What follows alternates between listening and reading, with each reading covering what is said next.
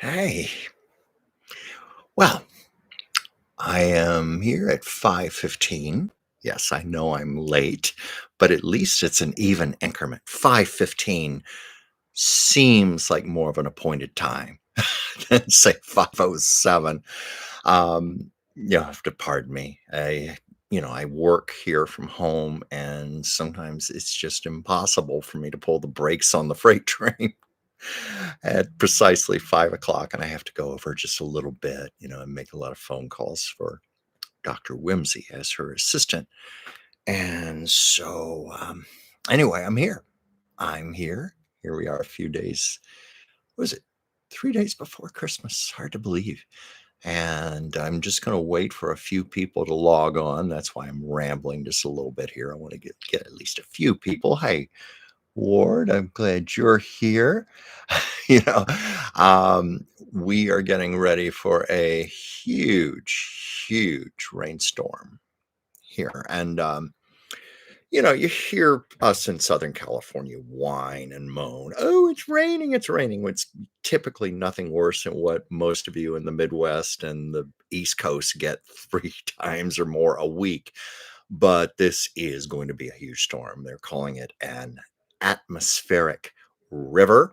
And already they're vacating areas. I think, like, I saw a post, the Pacific Palisades is vacating early because, so much of that area was burned out. So it's still a lot of exposed soil. And so there's always dangers of mudslides, houses sliding down hills. So we're going to hope for the best there, but we've got some really big storms coming in. Supposed to come in tomorrow. I think it's late tomorrow afternoon or certainly tomorrow evening. And then I looked on my phone, that weather app on there, and it said Christmas Eve and Christmas Day 100%. And typically, when the weather forecast is like that and you see that on your phone, that means it is going to be torrential.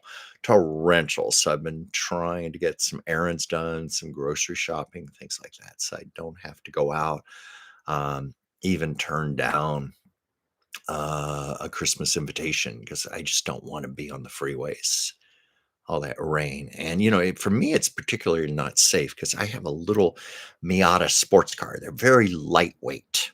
And normally they're safe cars. But when the roads are that slick and wet, oh, I've skittered a few times. It's not fun.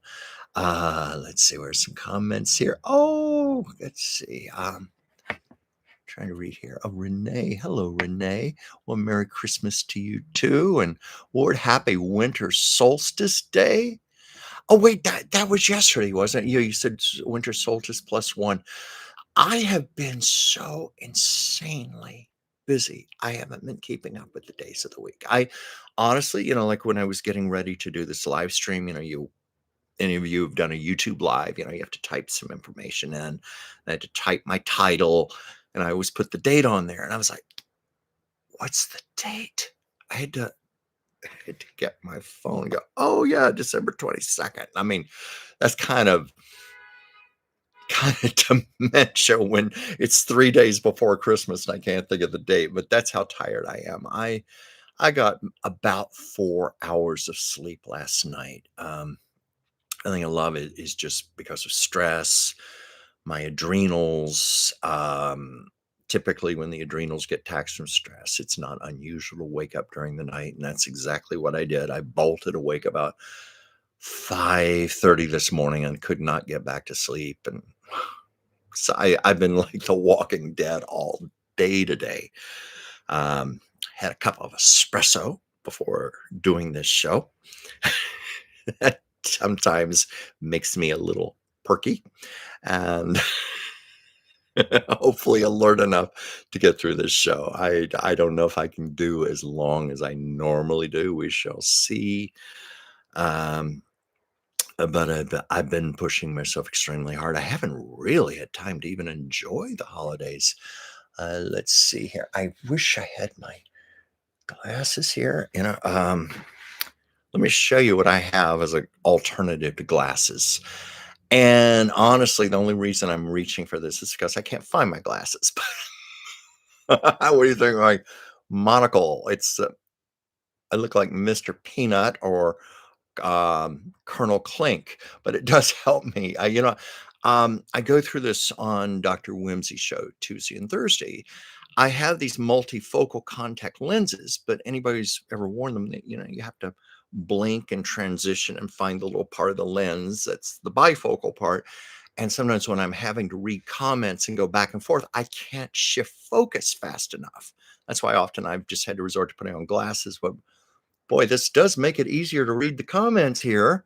Uh, so I just want to make sure I'm not missing anyone. The Ward and Renee and let's see. Well, so far, Ward and Renee are the two people here, and thank you for joining me. I appreciate that very much. Ward, why do you all either get atmospheric rivers or zip precipitation? Talk about flood or drought with nothing in between. Well, I don't know. I guess that's a question you'd have to ask God. I don't know. I don't know. Los Angeles, I've often thought the environment, the weather is so reflective of just the erratic behavior of the people of this city, and I say that with affection. But I mean, we are known for earthquakes, floods, and fires. And someone said, and riots. Those are our four seasons. Um, yeah, I don't know. I believe we are called a Mediterranean climate. So I haven't really studied Mediterranean climates like right.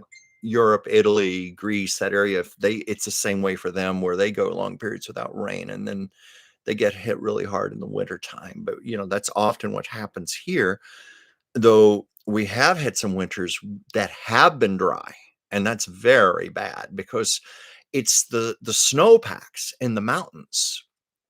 That's where we get a large percentage of our water for the rest of the year.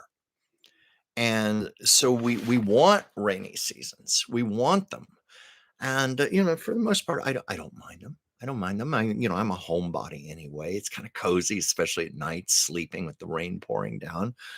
But you do get spoiled when you go months without rain. And I'm a native East Coast boy. I didn't think this would ever happen to me, but I was assured when I moved to California, oh, you will get spoiled along with everyone else. It's true. You go month after month n- to where like the East Coast, you're used to having a hat and an umbrella and galoshes and a raincoat and stuff like that. Or here, I just put all that stuff away. And when it does come time to get my umbrella out, I'll open it and a big cloud of dust will come off of it. Or because I'm in such a habit of not using those things, I will just go out the door and not think and then get caught in a freezing downpour or something. That certainly happened to me enough times. And it certainly happened to me enough times when I've had the top down on my car. Yes, I am such a California boy. I love to put the top down on my car. And because it is Southern California, even in the winter, there are lots of days you can do that. But I have been caught in downpours. And there was one time I couldn't get the top back up on the car. I was getting really doused. Was this What is this here? Part of the trouble is I've got the glare from this light. That makes it hard to read these comments. So let me give my Mr. Peanut monocle here. 88 days till spring break. Yeah, Renee. Let's see. And Carla Thomas. I'm here from windy Boulder, Colorado. My sister lives in Colorado Springs. I love Colorado. Sometimes I've been lucky to go there, like Thanksgiving or Christmas, and I want to get my little taste of winter snow and ice and so forth. And I get it out of my system. I come back to sunny California very fast. Wish I had my glasses here. I feel a little silly using this. What's cool about this is you can just wear it around your neck. Looks like an interesting little medallion, but it's quite functional. Like when you're in the restaurant, you can't, and it's too dark and you can't read the menu. You get out your monocle. And you know where I got this? Facebook. You know how they put all those ads on Facebook? And they saturate you, where they play the same ads over and over, day after day after day. And there was somebody advertising monocles, and they were doing all these great little articles and pieces and all these reasons why you have to have a monocle. Well, I realize I have to have one too. So occasionally I get this out. It is kind of fun. Um, no, but I don't go around like this all the time. I promise you. God, I'd feel ridiculous. Uh, this is where I'm in the Southeast US. You like to keep folks guessing the clues instead of pinpointing exact locale. And sometimes, Ward, that's actually kind of smart. With social media, the internet. Um, I for me, the cat's out of the bag. I've done too many of these shows now. These shows on Monday, my shows with Whimsy Tuesdays and Thursdays. Um, Too much of my personal information is already out there, and it's out there forever. You know, um, like I've heard you should never give your pets names because people sometimes use those as passwords, things like your mother's maiden name, the town you grew up in, blah, blah, blah. Well, I've given all that information away many times over, fortunately. And of course, everybody knows my cat, Sasha. She's all sleeping somewhere right now. I'm sure maybe she'll come out and make an appearance later. Let's see what are some other comments here. Andy, oh, Mr. Monopoly, welcome. I passed. Oh, where's my $200? You're reminding me of Tatum O'Neal in Paper Moon. Where's my $200? I want my money. This very bratty little girl who was basically a woman in a little girl's body. It's quite a performance. Tatum O'Neal, uh, to this day, is the youngest person ever to win an Oscar. She won an Oscar for that at the age of 10, and I've met her a couple of times. A really, really nice lady. Um, she's in her 60s now. It's hard to believe. Yeah, 'cause she'll be forever Addie Prey. Let's see who else do I have here. I gotta scroll back just a bit. Um, oh, Karen. Uh, Karen, hello, hello. Um, oh, Kadam, I'm so sorry. Some reason I'm having trouble reading this today. I think it's because I think part of it is I'm so tired. I didn't sleep last night, and I found with multifocal contact lenses, you've got to be mentally alert. At least that's me. And when my brain is foggy, I'm tired, I don't focus as well. So I'm not finding that little part of the lens. So I'm using this more than I would like to be doing right now, and I know it's opening me up for a lot of jokes here, but I'm trying not to miss comments. But anyway, trying to see. I want to make sure. I always want to acknowledge everyone. Hey, Chris, thank you for joining. Thank you. What I've got regular glasses. Well, I've got regular glasses too. I just don't know where they are, and I don't want to have to get up during the middle of the show and look for them. So thankfully, I had this laying on my coffee table, my little actually, it is kind of cool. It does work. It's a legitimate prescription strength monocle. So, what are you guys doing for Christmas? Anything special? Um, for me, I mentioned at the top of the show, I just haven't had time to really enjoy the holidays.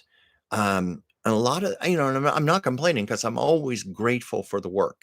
Believe me, it's the lifeblood for me to have work coming in. I've had a lot of commissions, for Christmas gifts. And also I had portraits that I needed to make for my nieces and nephews.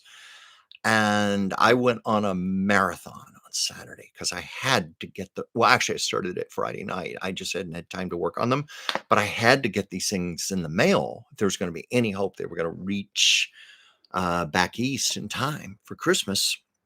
So I actually had an assembly line of portraits lined up in front of me, and I'd be painting one, letting the paint dry, work on another, let the paint dry on that, start another. And then once those had dried, go back and put another layer on, another layer. Um, I don't know if you know what I'm talking about, but I do primarily watercolor when I do portraits, and watercolor is where you're laying down thin, translucent coats of paint, one on top of another, and you've got to let those dry before you can do it. That's part of why it's so time consuming. But I got them done and I got them packed up and I got to the post office in time and I was just ready to crash. But I had some more things I had to finish.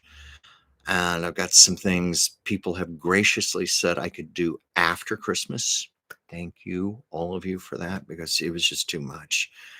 And today I can't remember last week I mentioned I had a flat tire on my car, and it was pretty bad. The tire was just blown out, and I didn't have a proper spare tire. They because the Miata trunk is so little, they just don't put a spare tire in there, and I had to get the car towed um, to the tire service center place, whatever you want to call it, American Tires. I don't mean to be giving an endorsement here to a company, but that's what it was. It was just 2 miles away in nearby Glendale. And I get there only to find out they ordered the wrong tire for me because I had called them on the phone the day before and they said, "Oh, we'll have to order that." Well, I get there, they ordered the wrong tire after I towed, but they gave me a loaner and I had to go there today to get the tires swapped out. And that just killed a lot of time for me that I really needed to be working on some other things. And on top of that, my little Miata, it's being problematic. It's a fabric roof with the glass window in the back. Well, the fabric is starting to tear. It just started last week. Same time as the flat tire started tearing away from the glass window. And you may say, well, what's the big deal there? Get it fixed. Well, every place I go to says, "Oh, we can't fix that. We have to replace the whole roof." And people will then say, "Well, replace the roof." No, that's like $3,000. And then people say, $3,000. Come on. How can that be that much money? But what it is, it's not like you just snap another roof on the car. When it's a fabric roof, you've got to cut all the stitching off, take all that off. Then you're left with the metal framework, the part that bends back and forth. And then the roof has to be hand stitched on. It takes hours. It's very laborious. And I found that what you're paying for is the labor. Now, if I knew how to stitch a car top on, let me tell you, I would be doing it. Uh, but I'm trying to find if there is some way I can, y- it some kind of adhesive or something where I can fix that back window because the rest of the roof is fine, and it just seems absurd to have to do that. But my big dilemma is what I talked about earlier, the atmospheric river coming in tomorrow, and something like a foot. I think they said on the weather, a foot of rain is hitting us. Now, I have a cover to put on my car, but when it rains like that, it still leaks. I've got to do something. I may have to just take duct tape, ugly ass duct tape, and do that at least as a temporary fix or something or whatever. Anyway, that's my car trouble right now on top of everything else. Everything else. It's just, why am I thinking of that cliche? When it rains, it pours. Let's see here. Um, let's see, where's some other comments here?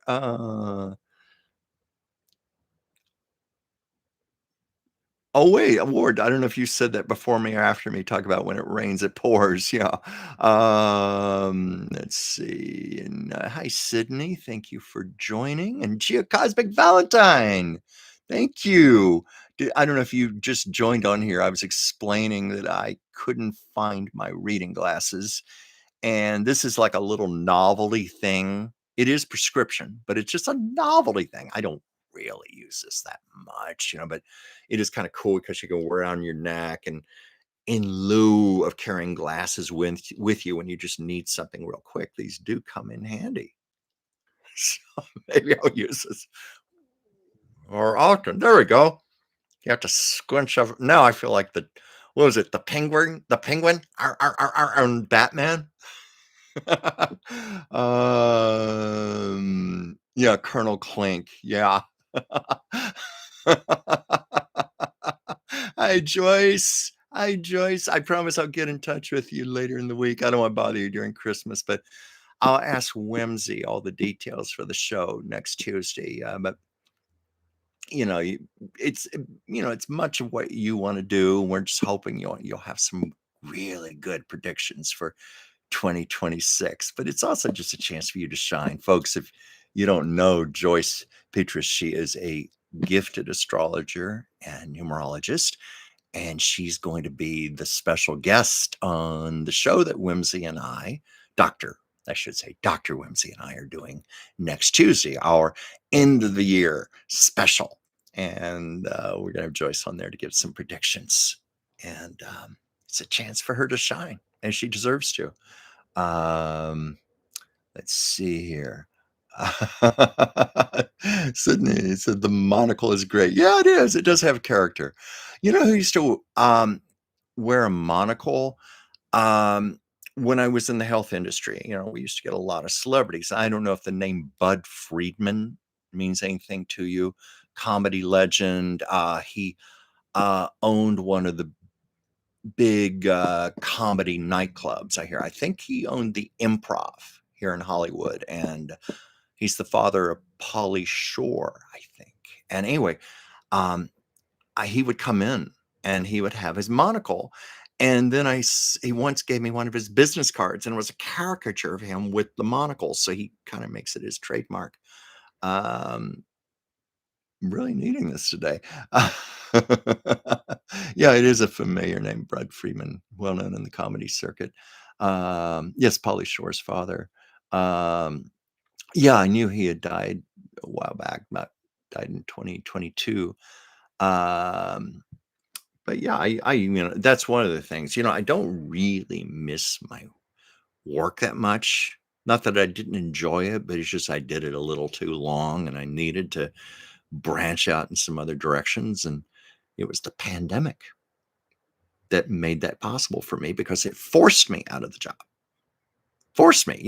I was one of the people who got laid off because of it, and never got my job back. I did really well for a while. When we were getting unemployment and they were giving us that extra $600 a week on top of that. I was like making more money not working. And I'm a homebody. Some people freak out when they're shut in. A lot of people freaked out during the pandemic. I loved it. I loved being home with my cat and watching lots of Netflix movies, streaming on my big screen TV, and listening to my music and my books and everything. Oh, I was in heaven until the unemployment ran out. Then it was not so good. But it did give me a chance to shift gears, get a website together, rebuild my art portfolio, which I hadn't been able to work on for many years, and started promoting myself, and I started getting work, some very good work, a lot of commissions, and including James Dean's hometown. I've talked about that, where my art is there, in part of the town, big lighted sign I designed. Lucille Ball's childhood home. I was commissioned to paint the entire Ball family as they looked in 1920, including 8-year-old Lucille Ball. I've had some really good things happen to me, but it was a rough transition when that unemployment ran out, and I had to start dipping into my savings and started using the credit cards more than I wanted to, just to survive. Uh, but it lit fire under me out of necessity. I'm doing a lot better now and doing all these streaming shows and with you guys. Um, what was this? Sydney, you worked all throughout the pandemic and it was stressful. I can only imagine. I mean, I frankly would have been terrified to have had to have been in the public every day, like I was where I used to work, even with masks on, those only gave us limited protection. People were still getting COVID, and not that I'm wanting to make this the theme of the show, but for a few months there, we didn't even have vaccines. I mean, people tend to block out the pandemic because it's such an unpleasant memory. But for a few months there, it was like end of the world. I had a friend who loves the Twilight Zone, that episode, The Midnight Sun, where the sun is coming in closer to Earth and everybody's about to get incinerated and die. My friend said it's like the Twilight Zone episode. We're all gonna die.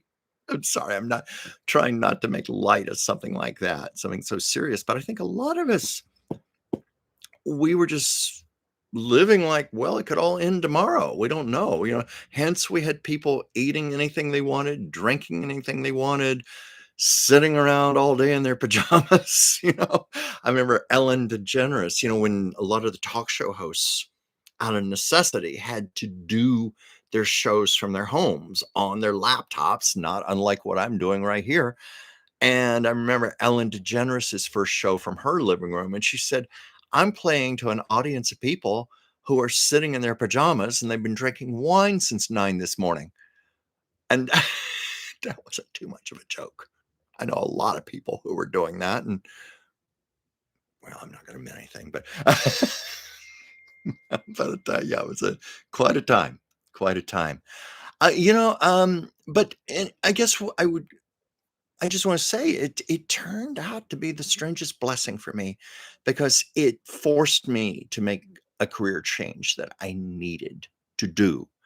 And I'm in a much happier place right now as a result of that. And I'm also thinking of a good friend of mine. She lives in London, a gifted woman named Debbie Wildman. And she is probably the best Judy Garland impersonator any of you will ever see in your life. It's like Judy Garland reincarnated into her. She is that good. But she's also a gifted singer in her own right. And it was during the pandemic when we were just locked down all over the world. So she was doing this thing called a song a day. You know, she would just get out her phone and has some little accompaniment or something, or sometimes she'd sing a cappella, but she would perform every day, just do a beautiful, beautiful song for us. And, just to lift people's spirits while we're all locked in. And in the beginning, she was singing as herself. And then one day, she put on a little garland type wig and dressed up a little bit, made herself up. And out of nowhere, she was doing this impeccable Judy Garland impersonation. And the response was huge. And it started snowballing. And she started getting tens of thousands of followers during the pandemic. Well, to cut to the chase, she got a record deal out of this. Well, a recording deal. Do we call them record deals anymore? She got a recording deal. And she got a major offer to tour America 3 years ago as Judy Garland for the 100th birthday celebration of Judy Garland. And I got to meet her after communicating with her and writing her a multitude of private messages and voice messages.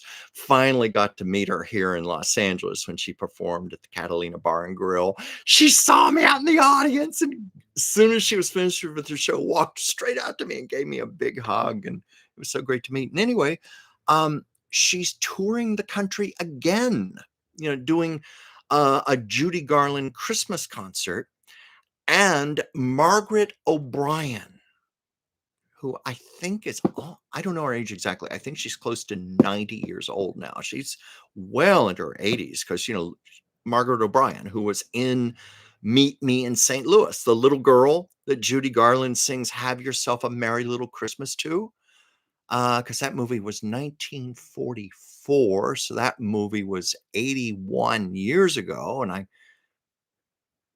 go, oh, she would have to be close to 90 now. Anyway, Margaret O'Brien is touring with Debbie. And the big moment in the show is where Debbie, as Judy Garland, sings "Have Yourself a Merry Little Christmas" to Margaret O'Brien.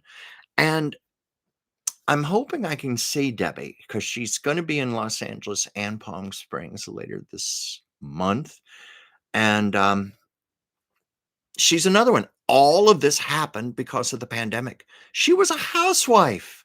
She was a London housewife with a little girl to raise, and she was just doing videos on her phone, and it went viral across the planet. So you never know where your opportunities are going to be, and and something that was so horrific still managed to yield blessings.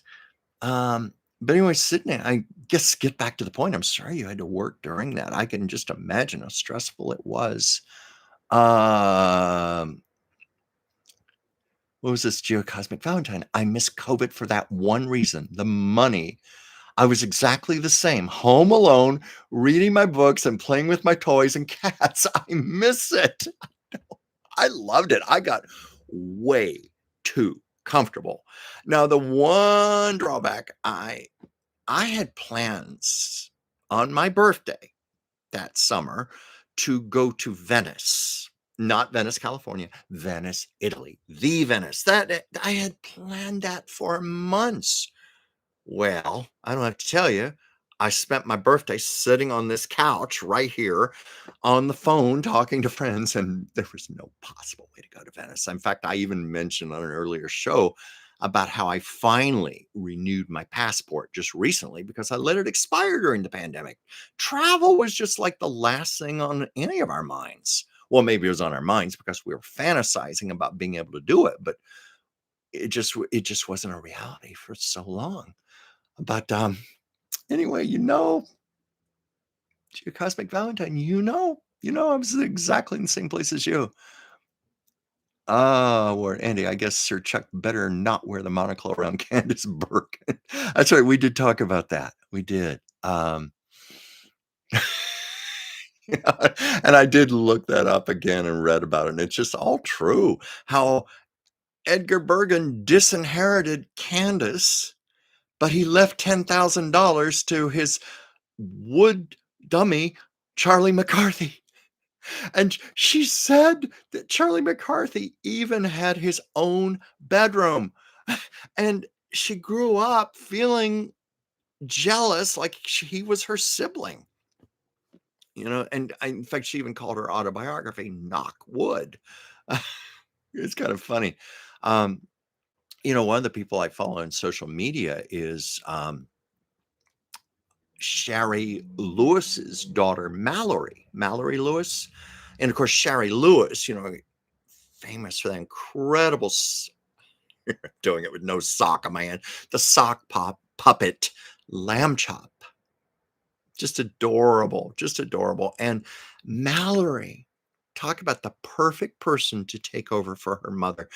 She has the same ventriloquism skills her mother has, the same charm, perfectly captures the voice, the personality of Lamb Chop, and so much fun to watch that. Watch the videos, and it's like the soul is still there in Lamb Chop. And Mallory was saying that she treats Lamb Chop sacred, treats the puppet as something sacred. She will not allow any other person to put their hand in the puppet.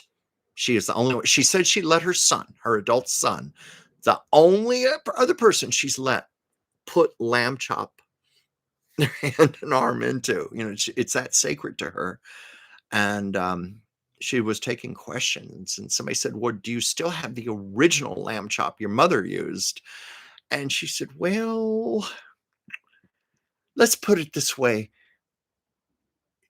Lamb Chop didn't age well."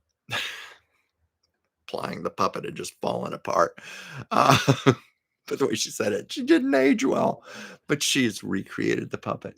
Um, but Edgar Bergen and Charlie McCarthy, they were marvelous. I do love them. I do. I'm an aficionado of old time radio from the 30s and 40s, and a lot of those comedy programs, I marvel at how extremely well. The writing and the performing still holds up 80 and 90 years later. And it was also such a remarkable thing for Edgar Bergen. I mean, come on, a ventriloquist on the radio? By God, it worked. And in fact, it probably worked to his advantage because after television came about, it exposed the fact that Bergen was not particularly a good ventriloquist. In fact, it was even a joke. Sometimes Charlie McCarthy would turn to him and go, I should do it like this. Your lips are moving, Bergen, because you could see his lips moving. But the thing that really clicked was the fact that Edgar Bergen had impeccable comedic timing, and he imbued so much life and personality into that. I hate to say the word dummy, mannequin, ventriloquist, mannequin. Is that the correct word for it? I don't know. Dummy. But he imbued so much life into it. He was like a method actor where he believed that dummy was real, hence gave him his own bedroom, treated him as a brother to Candace, his real life daughter, and even left him $10,000 in his will. So that comes through in the performances. Let's see, people wishing Merry Christmas to each other here. And oh yeah, Joyce, yeah, it's true. I was mentioning that Charlie had his own bedroom. Oh yes, Ward, and Mr. Bergen played Miss Corby's husband. Oh yes, yes, and there's a bit of a double entendre there when you say as a straight role. Sorry, I was friends with Ellen Corby, and I'm not revealing any secrets because it's long since come out that she was lesbian. I knew her, and I knew her partner Stella. Wonderful, beautiful couple. And Stella took such good care of Ellen, after she had her stroke and so forth. But I couldn't help but laugh when you said in a straight role. But I know what you mean. Seriously, it was just a straight acting role. And I was wondered why. This was, of course, was the Homecoming, which in my opinion is one of the best Christmas movies ever made. I watch it every year. I never get tired of it, and I've watched it since I was a kid. And of course, the Homecoming is what was spun off into the series The Waltons. And of course, the Homecoming, Patricia Neal played Olivia Walton, the role that Michael Lernon later went on to do. And Patricia Neal even said in her autobiography she very much wanted to do the television series, but Earl Hamner was concerned. She had the strokes, and he was concerned that she physically would not be up to the demands of a television series because it is very long hours, sometimes at least 14 hours or more a day to get a show done. So it went to Michael Lernet, who put her own stamp on it. But I don't know why Edgar Bergen didn't want to continue with the series. Though even there, Will Geer, oh my God, Will Geer was magical as Grandpa Walton. And it's like he was born to play that role. And as wonderful as Edgar Bergen was, Will Geer took that role much, much further. What was this here? Oh, and I didn't even read the whole comment, Ward. He played her husband twice. Once, I Remember Mama, and years later, oh yeah, and years later is the first Grandpa Walton. And I Remember Mama. You know what? No, this wasn't the show. I know they used to do I Remember Mama live. Interesting enough, that was Peggy Wood, I think, who was just last night I was watching The Sound of Music. And of course, Peggy Wood, played Reverend Mother Superior, and Climb Every Mountain, the big number. Oh, Reverend Mother, I can't face it. What is it you can't face, Maria? But, she was a good actress, but reason I'm thinking of that because I don't think this was the live broadcast, but, um, it was, Van Patten, not Vince Van Patten, you star on the show 8 is Enough, and the name will come to me, Van Patten, God, I'm blanking on his first name. This is from not getting sleep last night, but, he was on I Remember Mama, but he also did other live television shows, and he was on The Tonight Show once telling this story where it was this scene where this actress the actress was playing had to drink this tea that was poisoned. No, or this hot chocolate, or it was hot chocolate, that's what it was, and it had poison in it, and it was a key part of the plot that she drink this and she die, and it's live television, and she goes to the cupboard. The cupboard won't open up. She couldn't get it open so she could get a teacup out, and so she had no choice. She had to take her she had a saucer on the table, and she had to take the teapot, pour the hot chocolate into the saucer, and start drinking it, and Vince Van Patten said, "There she is on live TV, chocolate running all down her face, all over her dress, and she had no choice. It was the only way she could consume it so she could do her death scene." Those are the pitfalls of live TV. All kinds of things went wrong. Things like you see walls shaking, doors that wouldn't open or close and stuff. But that was the fun of live TV. There was just an energy to it. If you ever watch those old kinescopes, a kinescope was in the days before videotape. That's where they put a motion picture camera with black and white film in it, and they would film directly off of a monitor, and then that's how they would preserve the show. If they need, because usually live broadcasts were done on the East Coast because sponsors wanted that, because that's where the bulk of the audiences were to reach them. Less people lived on the West Coast, so the West Coast usually got the film kinescope, and that's what survives today. Like if you go on YouTube and look at some of those, you wonder why the quality is so awful. That's because of that. um, I have a DVD set of it's all of James Dean's live television performances, and they did the best they could to restore them and fix them up a little better. But still, there's only so much you can do with a kinescope film. But it's the only record we have of these shows James Dean did, and I always find little sidetracks here, but 4 years ago when I was in his hometown of Fairmount, Indiana, visiting my artwork, I spent an afternoon at the farm, the Winslow family farm. That's where James Dean grew up, with his cousin Marcus Winslow. They were first cousins, but they were raised together as brothers. And Marcus he's a dear, dear man, and I spent the day with him, and he answered so many of my questions. And he said, "Well, we were the first people in Fairmount to have a television. And the reason we bought the television was so we could watch Jimmy." That, by the way, nobody called him James. He was Jimmy. That's what Marcus cleared that up for me. He said, "Oh, we called him Jimmy." And so they wanted to watch Jimmy do his shows from New York, his live broadcasts. So they had the television. And I asked Marcus, "Well, did you call him on the phone after the show?" And he's, "Oh, no. Long distance was too expensive in those days. We would never do that."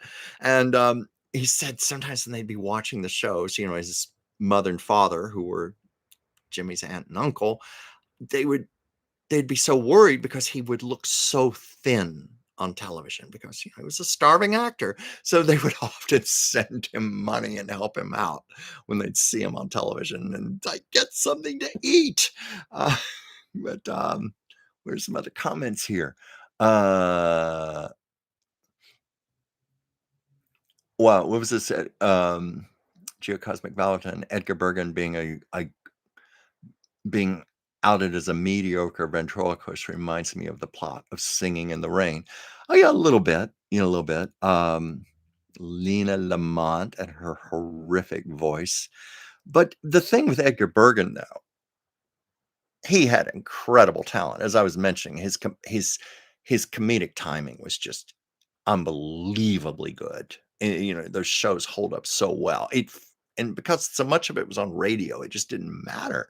But yeah, you did see his lips move when you saw him on television many times. But Lena Lamont, um, oh my God, what a performance that is. The wonderful Jean Hagen, who got an Oscar nomination for that. And that was back in the days, this was 1952. It was extremely rare for the Academy to acknowledge a comedic performance. Now it's being done, but in those days it was rare.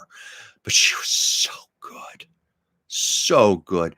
And Jean Hagen in real life had a beautiful speaking voice, beautiful cultured speaking voice. But she did that. I'm not going to try to do it here, but that Judy Holliday high pitched Queens, Bronx honk voice. And of course, Singing in the Rain about, she was this great silent screen star who met her career demise when sound came in, but she certainly tried until she got exposed. Um, what was this? Being John Malkovich. He was a puppeteer. Have you seen that movie? Oh God, I love that movie, Being John Malkovich. But I have not seen that movie since it was in the movie theaters. I think that was the late 90s, wasn't it? It's been a long, long time. I remember thinking it was a magnificent film. It was so original. But I don't remember the part about the puppeteer. I need to watch that again. There's some movies I haven't seen yet, still on the list, and movies that I keep saying I'm going to rewatch someday. Something I started watching last night that I've never seen, and I'm admitting it, The Princess Bride. Yeah, I mean, I have so many friends who adore that movie. I have, in fact, two friends who say it's their favorite movie of all time, and of course, because of Mr. Reiner, Rob Reiner. I watched the CBS special last night where they had a lot of the actors who had been in his movies, like Kathy Bates and Annette Bening and Michael Douglas and Mandy Patinkin, and they were talking about The Princess Bride, and I wonder if that's on any of the streaming channels. God knows I have enough streaming channels right now, and it's on Hulu. And I just started watching it last night because I just it was late and I was tired, but I'm gonna start it from the beginning again. But it does look fabulous, really fabulous. What was this, Renee? My favorite show, The Waltons. Oh God, I love The Waltons too. I grew up with it. I always identified with it. One, from Virginia, small town in Virginia, not in that area. Where the Waltons was set was more like northern central Virginia, near Charlottesville, near Richmond. And later on, I did go to college in Richmond, which would have been not too far from there. And my sister went to University of Virginia in Charlottesville, which was near the fictitious Waltons area. But I loved it for that reason, but also John Boy. And I had forgotten how much I identified with him until I started watching reruns again. They've got them all on Amazon right now. But he was the writer. He was the artist. He was the writer, which was rare in a little area like that. And that was like me when I was growing up. The artist, the creative person, the writer. Where I grew up, there was nobody quite like me. I don't say that out of any Desi or anything. It was such a small town. There was no one I could really talk to or relate to like that. It wasn't really, I went to college. I was an art major in college, and there, because VCU was such a school of the arts, we had musicians, we had actors, we had writers, we had painters, sculptors, fashion designers. Oh, I was in heaven when I was there. I mean, this was my tribe. These were my people, but I didn't have that in my small town. So I really identified with John Boy Walton. And his dreams were to go off to New York and be a successful writer. For me, it was to go out to California, but it was that same ideal. And of course, flash forward a number of years later, this was in the early 90s, I got to know Ellen Corby quite well. She lived in my neighborhood when I lived in West Hollywood, she and her partner, Stella. And that really took it full circle for me. I loved her very much. I loved her on the show.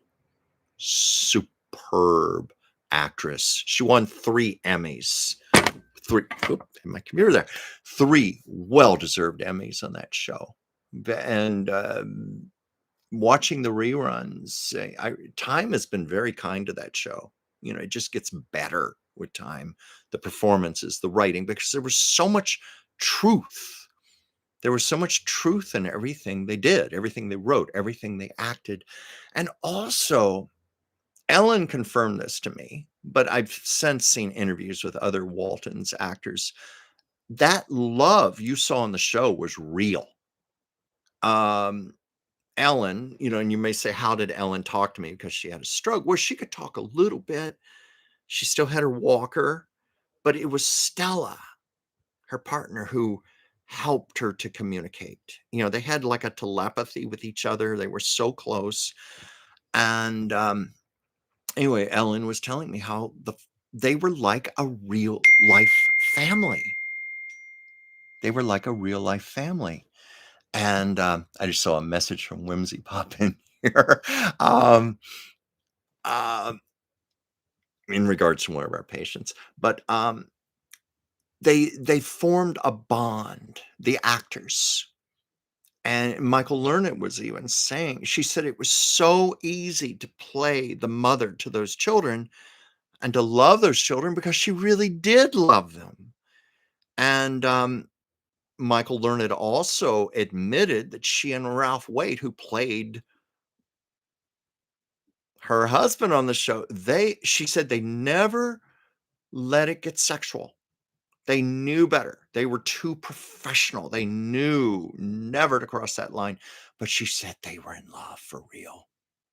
They just took that love and they used it for John and Olivia. And so when you watch the show, you're seeing a real love between them. You're seeing real love amongst the family. Ellen told me that she said, and when I met her, this was the early 90s. So the show had been, I think the show went off the air in 1981. So it had been off the air for well over a decade. And she said they still got together for weddings, funerals, holidays. They would have dinners together like once a month. They were always talking on the phone with each other, just like a real life family. So that truth is there in the shows.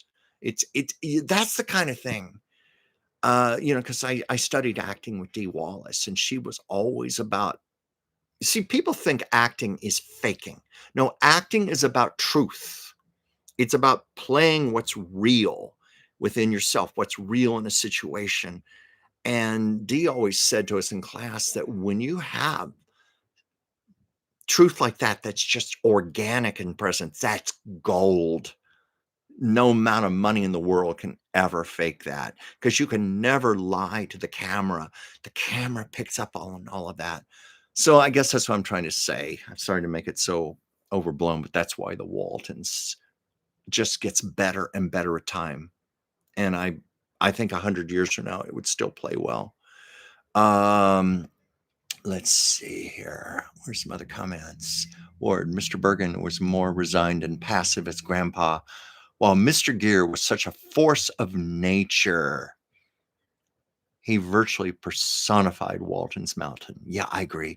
In fact, I never saw any comments from Edgar Bergen, interviews or writings or anything, but I don't know if he ever watched the show, how he felt about Will Gere, but I can't help but think, well, for one thing, he didn't want to do the show, obviously, but I can't help but think he would say the better actor got the role, the man who was meant to be Grandpa Walton. it fell to. It's like Edgar Bergen paved the way, set the foundation, and then Will took over. Um, let's see, where's some other comments here. Oh, crafting and conjuring. Oh, don't be sorry about being quiet. We all have calls come in and things. I've had that happen. My dear friend Anastasia, when she's doing her live streams, sometimes I've had calls come in and I've had to apologize to her later. Oh, and by the way, she will not be doing a live stream tonight. She's just been working extremely hard, and like me, she's tired. So she said something's got to give, and so she's not going to do her live stream. So work that little announcement in there for you, but maybe she'll be back next week. But anyway, thank you for being here. Let's see. Renee, his surgery was just postponed until next Monday or Tuesday. Forgive me, I missed the comment there. I want to say I'm assuming you're talking about Barry Manilow, but if you're talking about, oh, please forgive me. If you're talking about a friend or a family member, I mean no disrespect there, but I missed your comment earlier, but I did see in the news today about Barry Manilow. He has a cancer. We called it a spot on his lung, one of his lungs, a cancerous spot. And he's saying they caught it early. The doctors feel it hasn't spread. Apparently, he will not have to have chemotherapy or radiation, but he does have to have the spot surgically removed. And of course, Barry Manilow is 82 years old. I hope he'll be all right. I saw him in concert way, way back. I think like 1980 or 81. And yeah. And I remember, get this, my ticket was like $15. $15 now, what it costs to go to a concert. It's so absorbent. The most I ever paid for a concert was Barbara Streisand. And that was when she did her, not comeback. My God, a superstar like her has never left. No need for a comeback, but it was her first concert tour in like 27 years. It was a big, big deal. And she came here to Anaheim, and I had a standing vow since I was a kid that if Streisand ever did concerts again, I didn't care if I had to sell furniture. If I had to sell my car, I was going to get the best damn seat I could possibly get. So I got an orchestra seat, 10 rows centered. It was $350. And it was worth it. Worth it. I was so close to the stage, I swear I could hear Streisand's natural voice without the amplification. Oh my God. It's just that, I guess we've all gone through this especially if it's one of our first concerts or it's someone we have just idolized and you're finally seeing them in person. And it's someone that you've listened to their recordings for years and years and years. And it's suddenly it just hits you. Oh my God, I'm hearing her live voice as it's coming through her larynx and out her throat and out her mouth. I'm hearing it, the real thing. Oh, that was wonderful. But boy, that was a lot of money. Whew, a lot of money. And I've heard of people paying a lot more than that. But she was one of the few people I'd be willing to do that. Let's see, where's some other comments here. Andy, did you get my comment? Which comment was that, Andy? Could you please refresh me? I'm so sorry. I'm trying to keep up with all of these. Hello from Tennessee, y'all. Hi. Well, I'm originally from Virginia.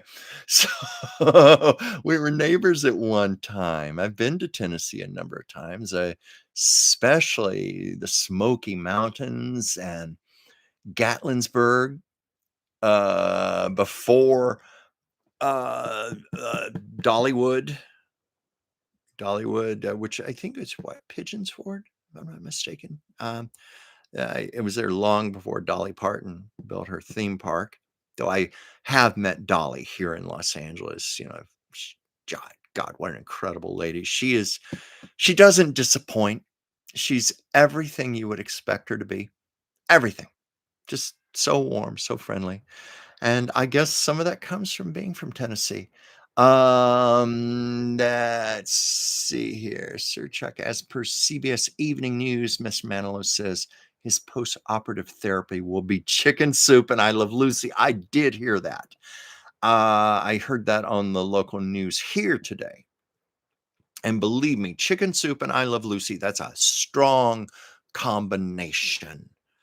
I've said this many times before. I do believe I Love Lucy has healing properties encoded into the show. It has love, it has healing.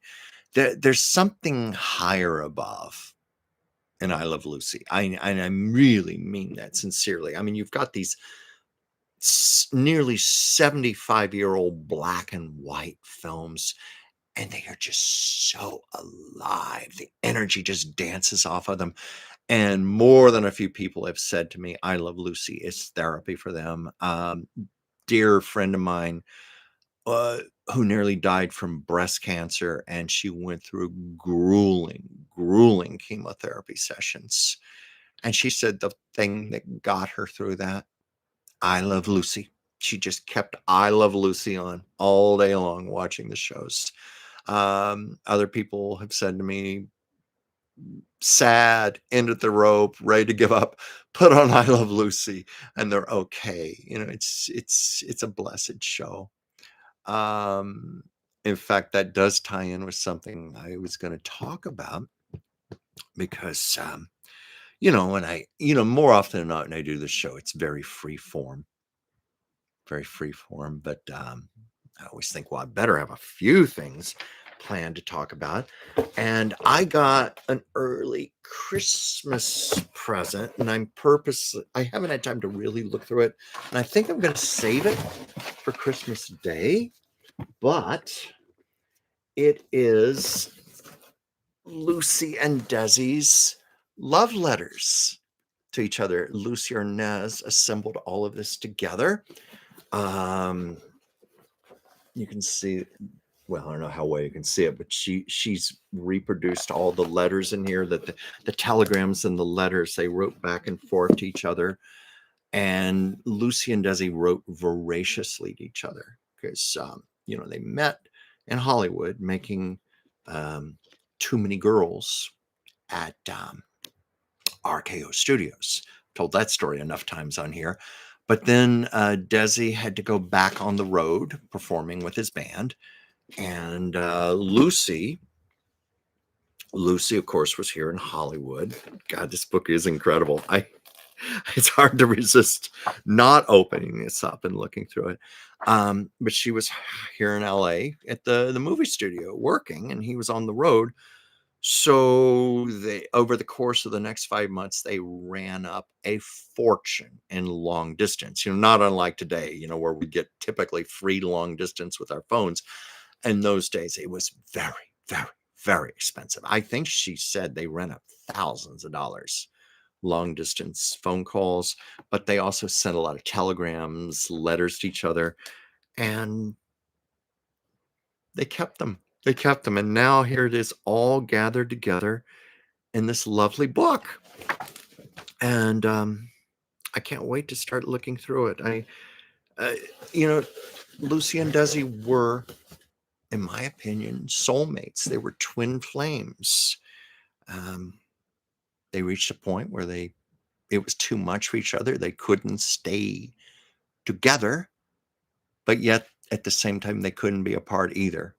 And I've told this also, when they did formally divorce, both of them got so sick they nearly died. Desi nearly died from severe diverticulitis. He had to have a temporary colostomy bag he had to wear for a while, but he was perilously close to death. And then Lucy, it was while she was on Broadway doing the musical Wildcat, 8 performances a week. It was just too much for her, but it was also just all the grief. She became desperately ill with pneumonia, and, she became very, very frail, and, they both talked about it in interviews. They both said, "We nearly died." The shock and the grief. We couldn't be together, but we couldn't be without each other either. And, and of course, it's also just legendary for how they kept their friendship. A powerful friendship. In fact, Lucy Arnaz said in an interview, she said, "You know something? After my parents divorced, they never fought again. They got along very well. They both remarried, but they kept their friendship." And Desi Arnaz in the early 80s was giving an interview to Entertainment Tonight, and he said, "Oh, we're very close, very close." And he said they talked 3 times a week on the phone. So, yeah, they were soulmates, and I believe twin flames.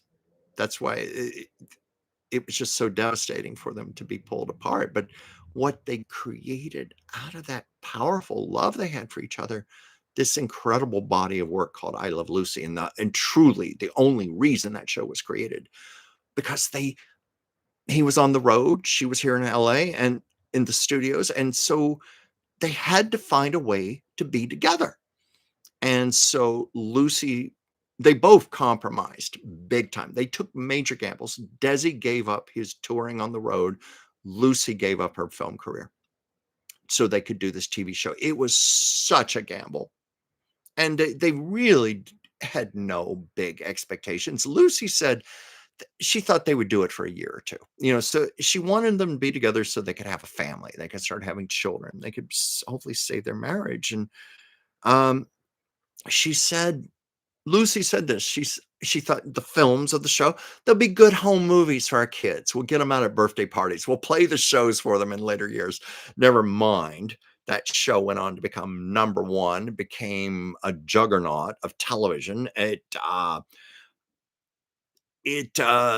it came time to sell the films, Lucy and Desi owned them. This was in 1957, so they could purchase RKO Studios to expand Desi Lou. They sold it for $5 million. Now, that may sound small now, but you gotta remember that's $5 million in 1957 dollars. I think that'd be like 81 million or something today, something like that. But the show has gone on because CBS bought it. They have made close to $1 billion off of I Love Lucy. Yeah, $1 billion because the show has been syndicated in 78 countries. It's never been off the air, literally, since 1951. It plays in multiple markets, and you factor in all of the home video, the VHS, the DVDs, the streaming, and then there's all the merchandise. Hence, books like this, there's the merchandise even. Um, yeah, Lucy and Desi probably should have held on to it, but they did what they needed to do.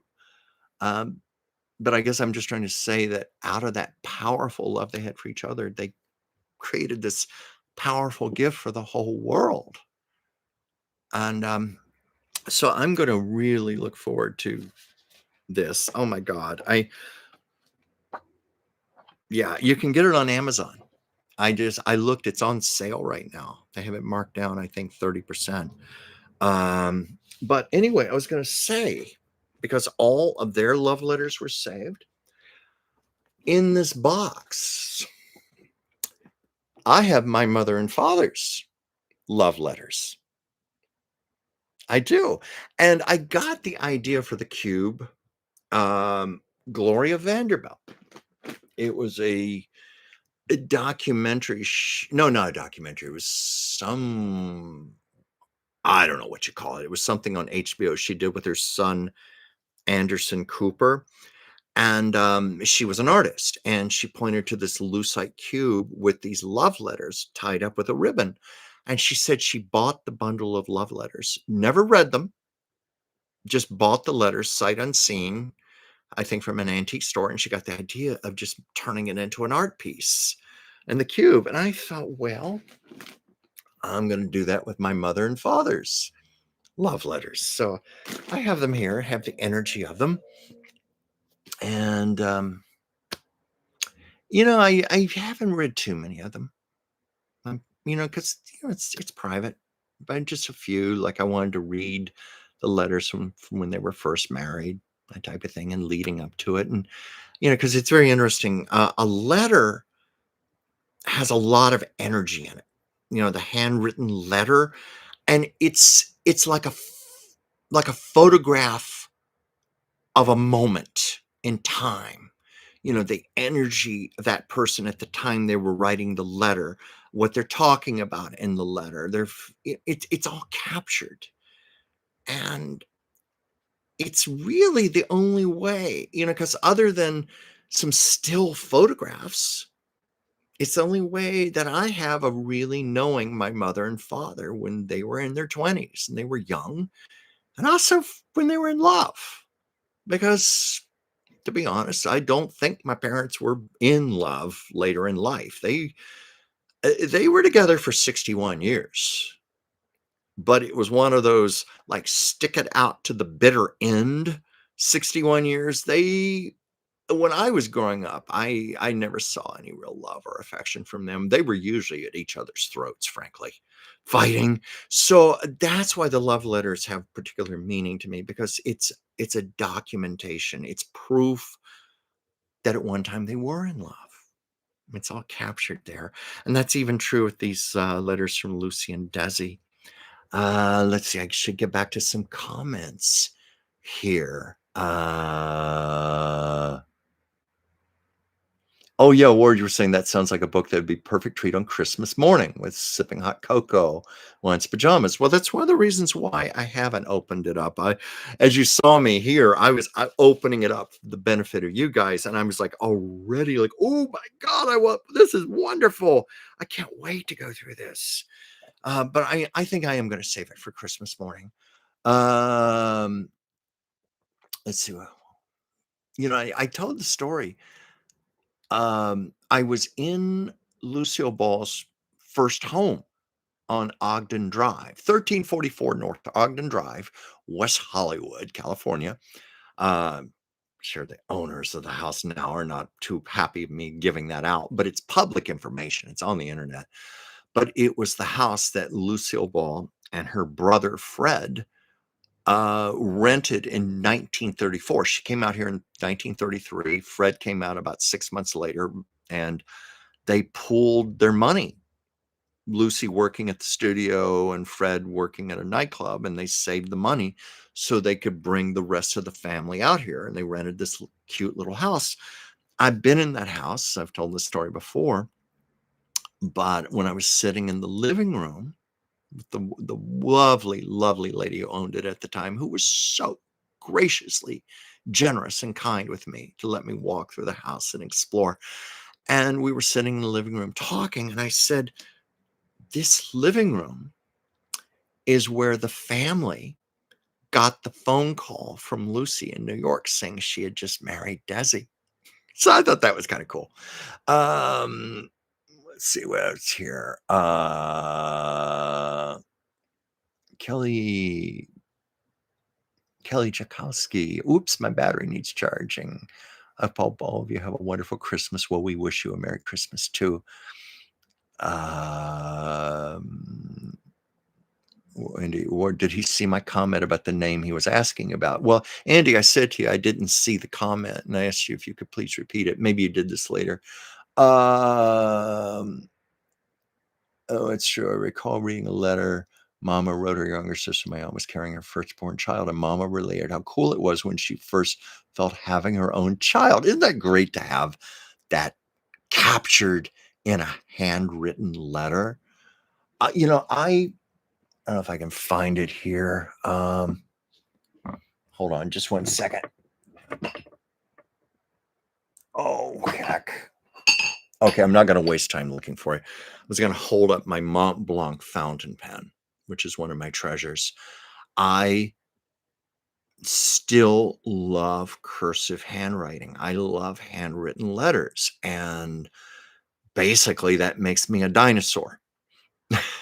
Like when I write my younger nieces and nephews, they're like, "Who writes letters anymore?" But I just think there's something fabulous about a cursive handwriting, the energy captured on a piece of paper. And I think that's also because I'm an artist. I'm very sensitive to the flow of ink and the beauty of a line and anything that's coming from your soul onto paper, which is what I do as an artist.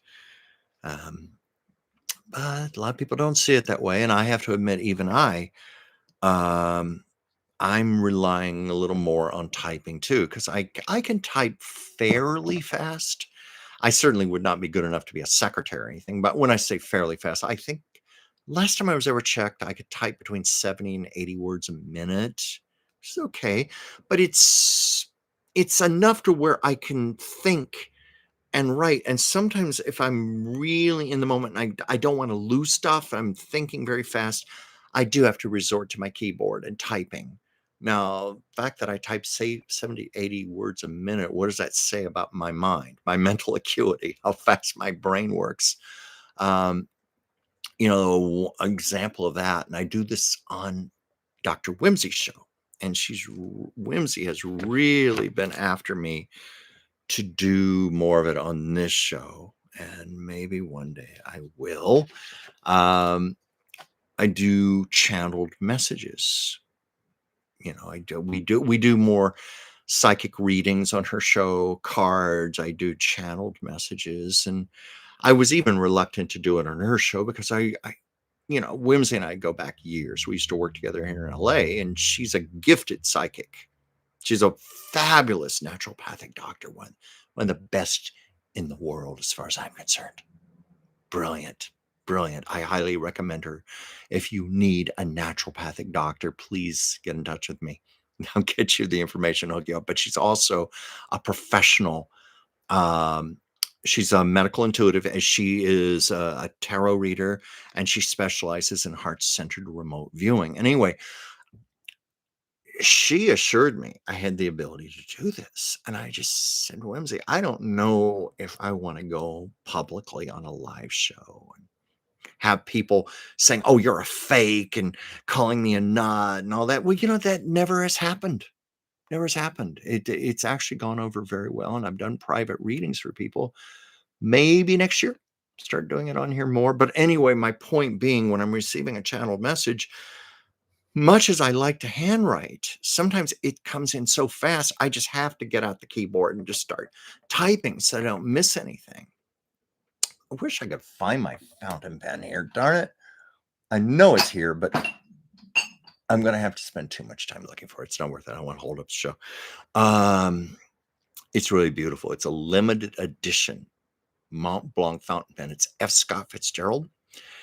And I paid way, way too much money for that. I mean, I used some inherited money to buy it, but my late father would have hit the roof if he had known how much I had spent on that fountain pen. A lot of people don't understand it. People think, oh, what's wrong with a plain old Bic pen? Or who needs that anymore? You can just voice dictate into your phone or you can type on your keypad. But those of us who really love me as an artist, I draw, I write, I love it. I love holding that pen in my hand because it just feels so rich and elegant, and I love the flow of ink from a fountain pen. It's just a high for me. And I had the pen for a number of years, and then it finally stopped working. It wouldn't absorb ink anymore. I guess the little bulb in it, that sucks the ink up, it had a leak or something. I don't know what happened, and this was during the pandemic. I mentioned that period where the unemployment had ended and found myself in dire financial straits for a while. I missed that pen so much. And I contacted Mont Blanc. They told me it would be $180 to repair, and they were going to have to send it all the way to Frankfurt, Germany, and it would take 4 months to get it back. I saved a little money each week or so, set money aside. Here I was, a lot of things I needed to be using my money for. I had that pen fixed because I loved it so much, and it was something that enriched my life, my writing, my channeling, my work, and so to me, it was more than a pen. So anyway, I paid a lot of money for it and a lot of money to get it repaired, and now I wish I had it here so I could show it to you. Um, what was this, Andy? What was this, Andy? I feel like my comment is showing because of the name I'm saying. I don't know, Andy. What is the name? I'm so sorry. I'm trying to keep up with this, and I keep missing your comment here. I'm trying to go back here. You see, Ward's even saying, Andy, Dick Van Patten. Thank you. Dick Van Patten. That was the actor. I could not think of his first name other than he played the father on Eight is Enough, but he had a career as a child and a teenage actor and did a lot of live television. And of course, had that funny story about the actress and having to drink the chocolate sauce out of the saucer on live TV. Yeah. Shizzle. Oh, that's such a great name. Did I say that? I hope I said that right. Shizzle. 1, 2, 3, 4. This is the same thing on Dr. Whimsy's show because she likes to, that thing on, I always call it romper room, the magic mirror. Oh, I see Becky. I see Johnny. I see Billy. Whimsy always likes me to say hi to people at the beginning of the show and read off from the comments. And sometimes I will get to a name. I'm like, oh my God, I don't know how to pronounce this. And I don't want to offend the person. And so I try the best I can. And so I will say, forgive me if I've said your name wrong, because I I do it with the best of intentions. Let's see here. Yeah, but Shizzle, did I say right? Shizzle 1, 2, 3, 4. Handwritten letters are great, and yeah, and like here, or like here, it preserves the moments of these people. Like my mother and father's love, Lucy and Desi's love. It's preserved. It's here. It's here for all of us now. Well, not my mother and father's letters, but these. And what was this? Crafting. Let's see here. Letters. Crafting contrast. Why I'm brutally honest in my videos. Well, we should be. We should be. Handwritten. Well, it's like what Dee Wallace said to me. You can never lie to the camera. Now, she was, referring to acting, but the point being, anything you're doing, even when you're acting, it better be organic and from your soul and be from a place of truth. And where that became very graphic to me, because we would video record our scenes in acting class, and you saw it for yourself very quickly.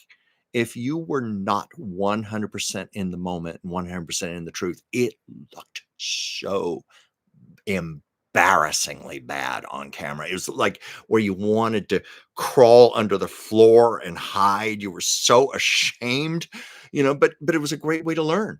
It got the point across. You never lied to the camera. It's like when I do the shows with Whimsy, and I am doing predictions on the air with cards, or I'm reading a channeled message. You bet your life I am being authentic and in my truth. And if, like, for example, Whimsy does her tarot cards, I do my oracle cards.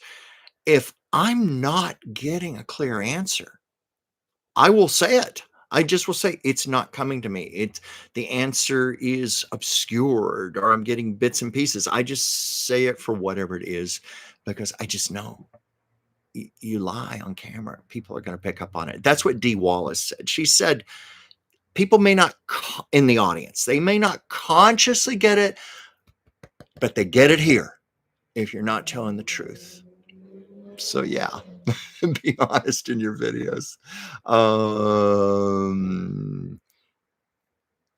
Well, oh yes, yes, and Let's see, Katum 1472, handwriting notes when studying also helps retain memories better. Yeah, a lot of actors, when memorizing lines, will handwrite them out. Um, when I have been studying another language, for example, I find the best way to learn it is to write it out over and over on paper. That, there's just something about, the hand arm coordination with the brain. And, oh, Julia Cameron, The Artist's Way. Any of you are familiar with the book. One of the things she recommends doing every day, she calls them morning pages, but every day you start and you write 3 pages a day. And it can be anything. But the important thing is to write 3 pages, whatever is on your mind, whatever you're feeling. And she emphasized, do not type. You handwrite. Handwriting slows you down so you can think and you can feel. So yeah, it definitely helps you to retain, puts it in your soul. Um, and, I'm just so sorry when I hear kids aren't being taught cursive handwriting anymore. I think that's a serious mistake. Um, I think we should always have the basics. It's like, I'll be the first to admit it, calculators have long ruined me for mathematics. I can't even do sometimes I'm ashamed. Basic math, I can't do in my head anymore because I'm so used to just using the calculator. And I think what would happen? What would happen if the internet got blown out or electricity went out or we didn't have our computers, we didn't have our devices?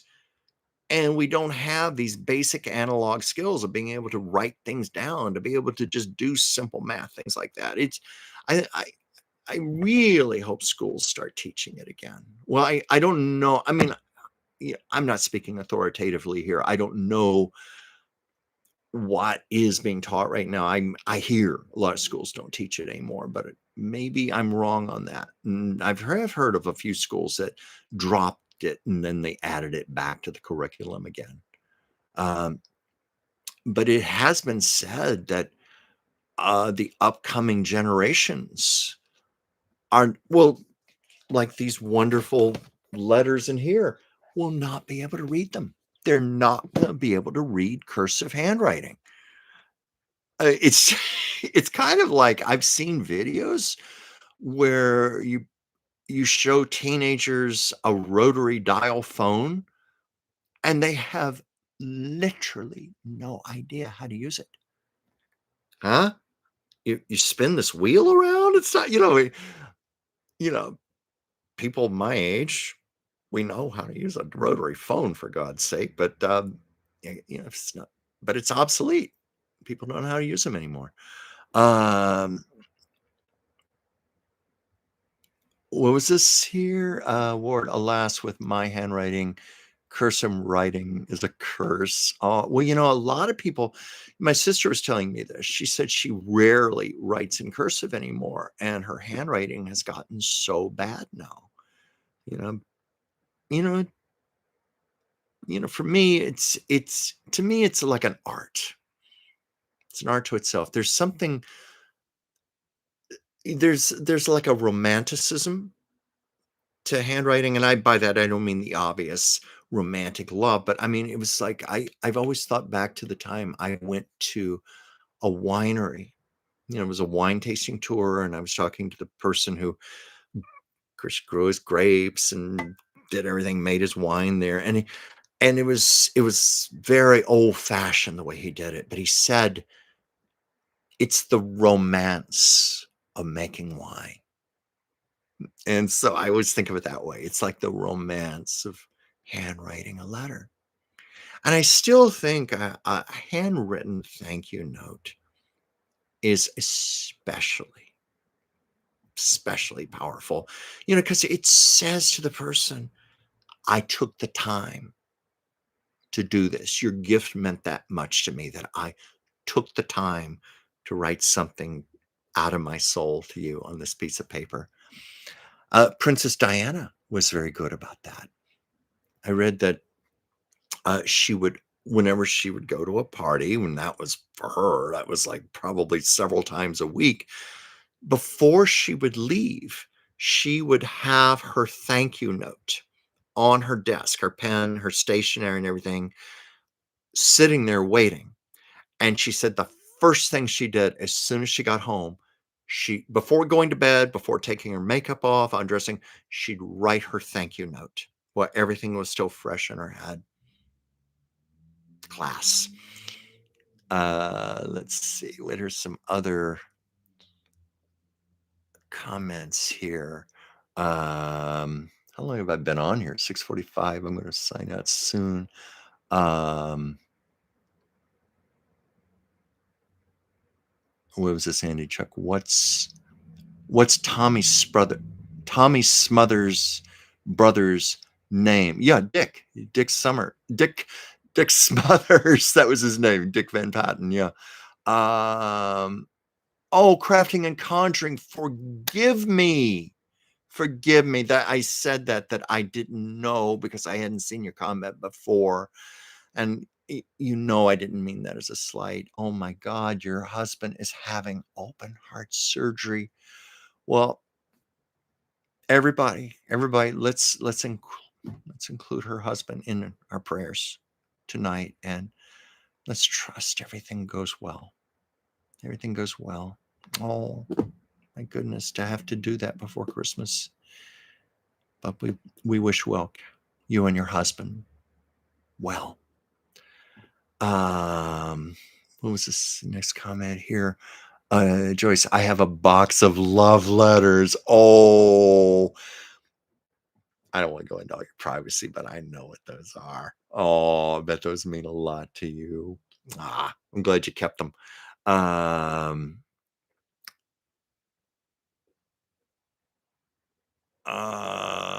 and you never had any love letters. Oh, I'm sorry. Well, maybe one day. There's still time. Still time. And I lost my place here because sometimes when I scroll down, the thing goes blip. Then I have to go back up and find my place again. Sorry about that. I'm scrolling to see back where I was. And again, I apologize if I miss comments here. I promise it's not meant to ever slight any of you. But crafting and conjuring, yeah. Please post about his surgical journey, and I trust that he's in good hands.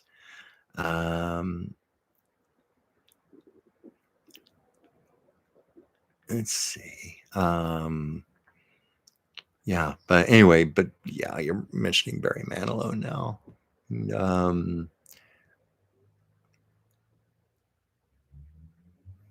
Yeah, more that's you're mentioning 8 is enough. Gosh, yeah, that show only ran like 4 years, but it made an impact on people.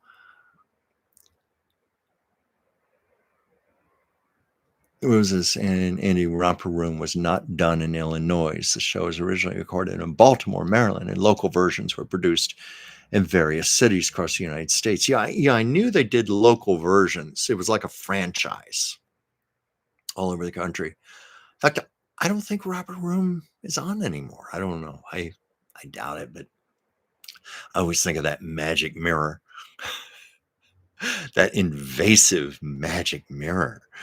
Oh, I can see you through the television screen. I can see what you're doing.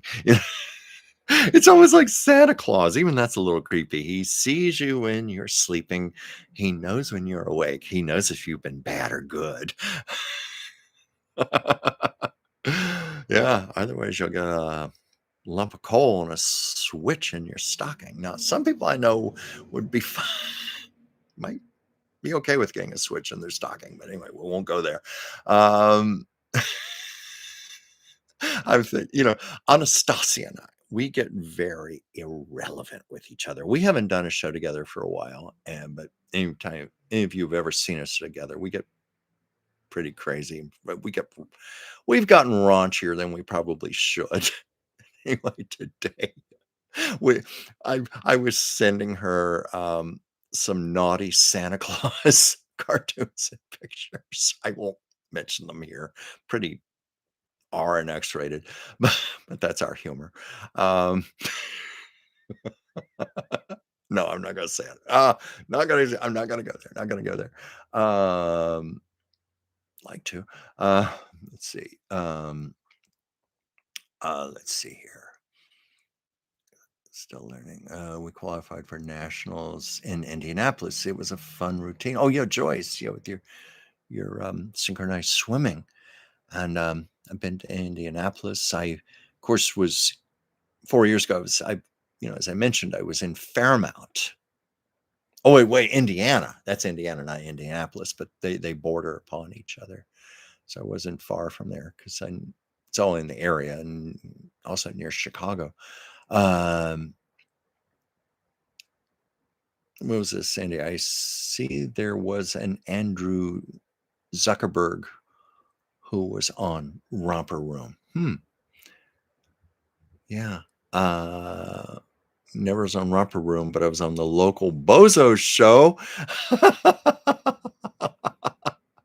You're reminding me of a story. It might be apocryphal, but there was this little, Bozo was with the microphone talking to the children, and this little girl said a very bad word on live TV.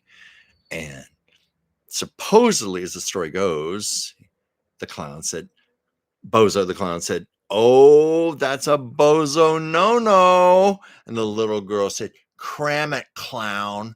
I think that's a true story. And my lay friend Bart Andrews, this was back in the 1950s. He and his sister Kathy grew up in New York City, and that's where Howdy Doody, the live broadcast of Howdy Doody, was done. And the peanut gallery, when all the little children in the seats, Bart and his sister Kathy were part of the peanut gallery on a number of those live broadcasts. In fact, when Bart died, he left me his Howdy Doody marionette puppet. I've got it hanging in my kitchen, um, on the wall.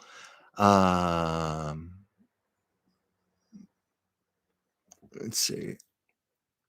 Sydney, Willis, I'm horrible at keeping up with journaling. I used to write like crazy before my hand surgery. Well, we have to do the best we can. I mean, I love to handwrite journals, but I think if I were in a situation like, with my hands or something where I couldn't write, I would use voice dictation. I know it's not the same thing, but at least it is a way that you can still write. Now, voice dictation, though, is a mixed bag because sometimes it changes your words and your sentences, and sometimes you don't notice this until after the fact. And, where I really notice this is when I'm doing Dr. Whimsy's shows on Tuesdays and Thursdays. I have to do a lot of notes, go through all the news stories, and I have my iPad in front of me, and I have like all of the big news stories, and I try to highlight sentences and words so they'll stand out when I'm on live, and I can just glance down and scoop stuff up. And sometimes I will voice dictate into my iPad. And I now have learned how critical it is to proofread immediately, because in the early days, and I do that on Whimsy's show, I would look down and I'd be like, "What?" My sentences would be totally changed into some kind of gibberish that made no sense. I was like, "What the hell does this say here?" And of course, I'm on live like I am right now. And I'm like, I don't know what my notes say. So yeah, voice dictation some can be a little wicked. It's like word check can be a little wicked. Um, I'll give you an example of how word check can be really wicked. And this is a funny story I have with Anastasia. She sent me some voice messages, and what I intended to write was, "I haven't had time to listen to this yet."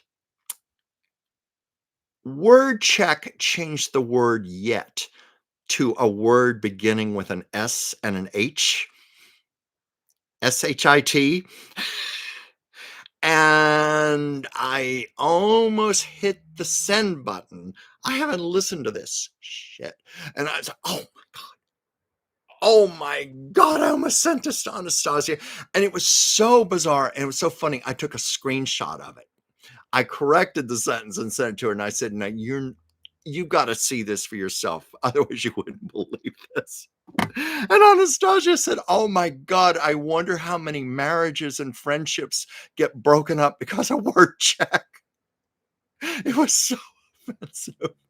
And I've had even more offensive words than that come up, which makes me wonder the database or whatever controls word check, if these are just some pranksters in there having some fun.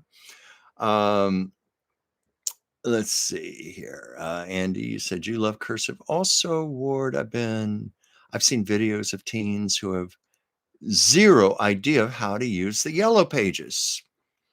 Yeah, I'm not surprised by that, but let's face it, the yellow pages are archaic now.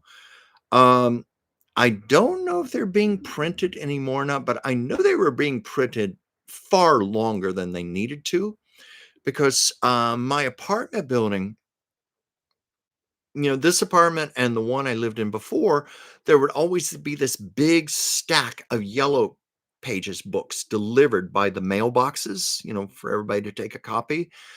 And it used to be everybody would take their copy. Well, the last few years, or at least years ago when they used to deliver the yellow pages, they just sit outside in the rain getting soaked. Nobody wanted them. And then the few people who would take them would say, oh, these are good for my fireplace, for starting fires, or scrap paper or something, but nobody was using them anymore. I mean, really, after this little device came in, who needed the yellow pages anymore when you can just type or speak into your phone and it pulls it all up for you? But anyway, I'm not surprised teenagers don't know what to do with those. Well, you know what? Let's see. Sydney, that's so funny. Now I feel ancient. Well, let's face it, we all do. But even these kids, and I never thought I'd be old enough to use that term, these kids, but these kids in their teens and 20s, it's going to happen to them too. They're going to blink their eyes and find that they're our ages. And we know that because it happened to us. I'm thinking about my friend Evelyn Keyes, the wonderful 1940s actress. Beautiful, beautiful woman in her day.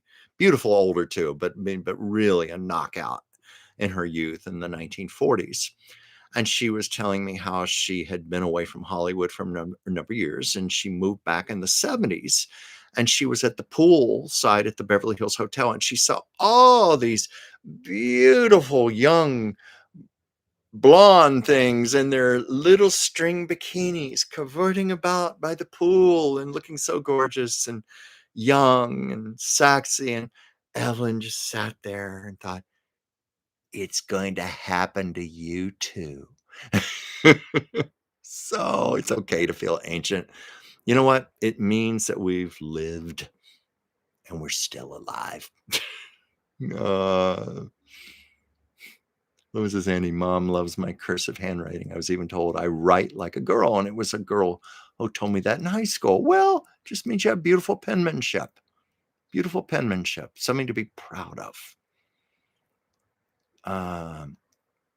Remember the day, Renee said, remember the days when you got mail? Oh, I still get mail, but it's like bills, junk mail and bills. And I know I could go online with all my bills, but this is a generational thing. I still like to have a hard copy.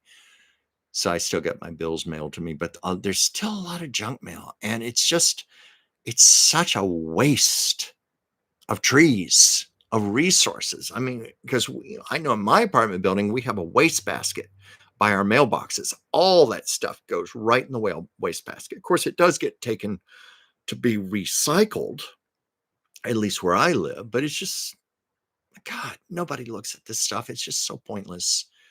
And I'm surprised people still advertise that way. Um, During election time, candidates send all these pieces that nobody looks at. Or if anything, maybe their television ads. That's about it. But even that, we get fed up with them. Um, was this Indian? I'm slowly getting more done on my counted cross stitch picture. Well, good for you. That's great. My mother used to do cross stitch. She used to do um, quilting squares. And it'd take her like a whole year to do all those, and then she would take the squares to a quilt maker who would, of course, sew them together and then do all the batting and everything, put the backing on it. And I think in my mother's lifetime, she did something like over 20 quilts. I have several of them here. My sister has several, nieces, nephews have several of them. We just divided them up, and that keeps them living. And I really should use mine, but problem is I have this little Siamese cat named Sasha, and I just worry about her clawing them and ruining my mother's beautiful work. So it's a dilemma. I mean, it's a shame to just keep them rolled up in the closet in zipper bags because that feels kind of pointless. But yet I know if I put them out, they wouldn't be around for very long. Thank you, Sasha. But I love my cat. Let's see. Oh yeah, Christmas cards. That's another thing that's gone by the wayside, and we all know that. I think I received a grand total of 3 Christmas cards this year, and, many people just don't bother with them anymore. Um, I rarely maybe I'll send one to my sister or something like that, but I rarely, if ever, send out Christmas cards.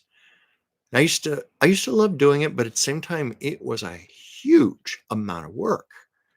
And I just don't have that kind of time anymore in my life. And also postage has gotten outrageously expensive. And I'm sure a lot of that is reflective of the fact that, there's less volume of mail. So they've had to jack up the cost of the postage stamps. And also, when I look in card shops now, which is surprising they're still standing, I cards, some of them are like 7, 8, 9, $10. I'm sure a lot of that also has to do with the fact that so few cards are being manufactured now. So the card companies like Hallmark have had to jack the prices way up. And I've even wondered what's going to happen to companies like Hallmark, Ambassador. I'm sure they've diversified into other things because, shall we say, the handwriting is on the wall for cards. The same thing with postcards. Nobody sends those anymore either. It's just, this is the sort of thing. I remember as a kid and I would see my parents being a little befuddled by all of the modern changes and lamenting it. And as a kid, I'd be like, oh, come on, get with the times. Well, it comes full circle. I get it now, because a lot of those things from our past are things that give us a sense of familiarity. And there's a comfort to that.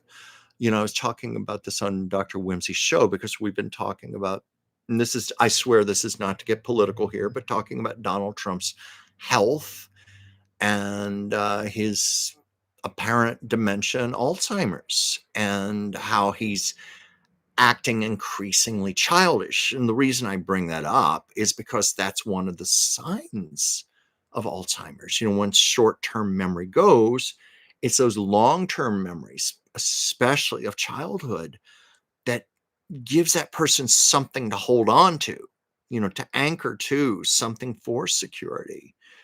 And so I'm sure it's that way for us with things that were once familiar with us: rotary phones, yellow pages, postcards, Christmas cards. But it was a dear friend of mine, her husband, who was a film producer, and he was also the script clerk on the movie Sunset Boulevard, Gloria Swanson, the Billy Wilder film. And he said to his wife, he said, Either you change and move with the times, or the times will crush you. They'll lead to your undoing. You have to move with the times. Wow. How'd I get off on this topic here? Um, let's see. And I got to wind up soon because it's just after 7 here. And I've got a lot of work to do tonight. I've got 2 more portraits I've got to get finished this evening so I can get them in the mail. And honestly, as I said at the beginning of the show, I got 4 hours of sleep last night. I'm just really tired. Let's see. I'll just look at the last of the comments here. Oh yeah. Andy even said we better let Colonel Klink sign off for the night so he can get back to Stalag 13. Yeah.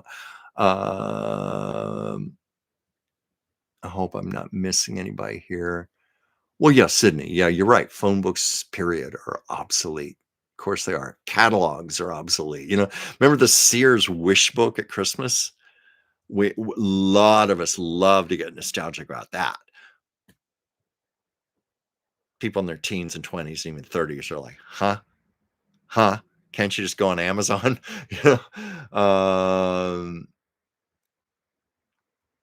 Let's see. Sydney was asking, Chuck, have you ever heard of Wallace and Ladmo? No, I haven't. I'm so sorry. I haven't. Sorry, I'm trying to scroll back here because I lost my place again.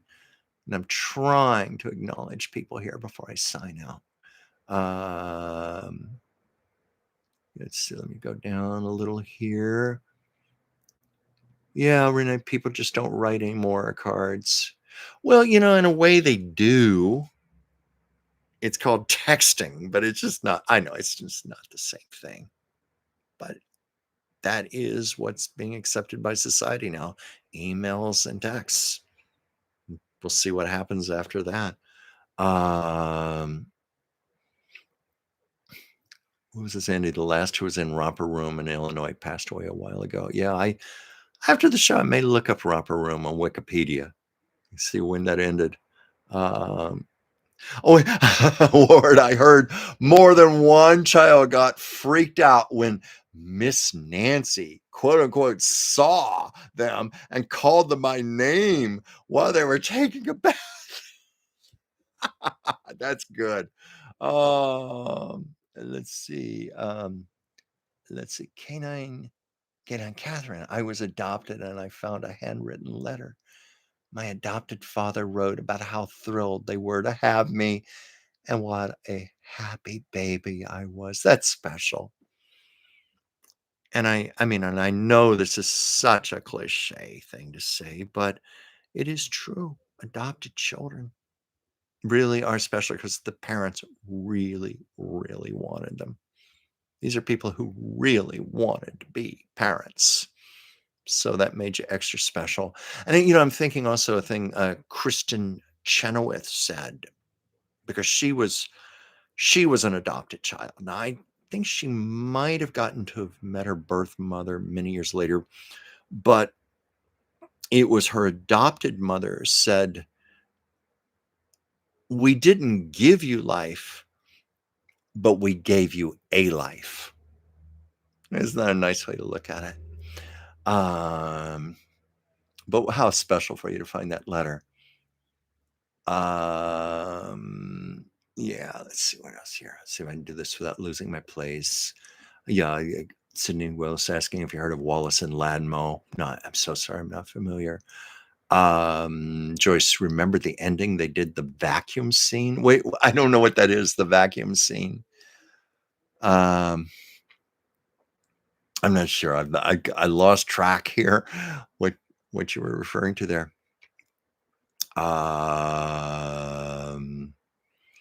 Let's see. Sydney, travel to a large city and look up anyone with the name Smith. I'm thinking of a Joan Rivers joke, not a politically correct Joan Rivers joke, but so pardon me. I don't mean it to be offensive in any way, but she was, if you recall, Joan Rivers used to make a lot of fat jokes about Elizabeth Taylor. during her heavy period, and she said, "Oh, she has more chins than a Chinese phone book." Remember that? Okay. Let's see. Renee, life went so quick. Yes, it has. It did and has. Um, yeah. Yeah, let's see. I'm scrolling here. I'm trying to wrap this up. I just want to make sure I've got everyone. Um, oh, hey, Danny. I don't know if I said hello to you. I hope I've said hello to everyone because I appreciate you all very, very much. And darn it, this thing's just skipped on me again. Now I got to find my place again. Okay. Uh, lost art of postage mail. Yeah. Yeah. Oh, yeah. That's what I was saying. Crafting and conjuring, your energy flows when you write in cursive. That's one of the reasons I love it so much. And that's why I love my fountain pen because it just accentuates that wonderful flow of the line. Just, God, I love it. People think I'm crazy. Um, People who use 29-cent Bic pens think I'm crazy. Be using $1,000 fountain pen. Oh, admitted it. Yeah, it was a very, very expensive pen, but I love it. So that, you know what, makes me happy. It was inherited money. Normally, I would never spend that kind of money on my own. I wouldn't have that kind of money on my own to spend. Uh, um, what was this, Danny? Oh, Willie, I'm lucky that, for example, I'm social. I'm social media friends with a number of folks I grew up with watching on TV. Yeah, that is the beauty of social media. It allows us to have a lot of friends we never would have had any other way. And a few of them I've actually gotten to meet in person. Like there's one good Facebook friend I was writing with for a long time. When I was in Fairmount, Indiana, it turned out he lived 30 miles from there. So he got in his car and drove out and we got to meet face to face. It was so cool. Um, Andy, he didn't see my comment on my Valentine's Day fiasco. I gave one to I had a crush on in junior high. Later in homeroom, somebody found it with my name on it. Oh, I'm sorry. That must have felt a little violated there. Your privacy. Well, anyway, Renee's wishing Merry Christmas, everyone. Um, Danny. Like Candace Cameron. You write to her.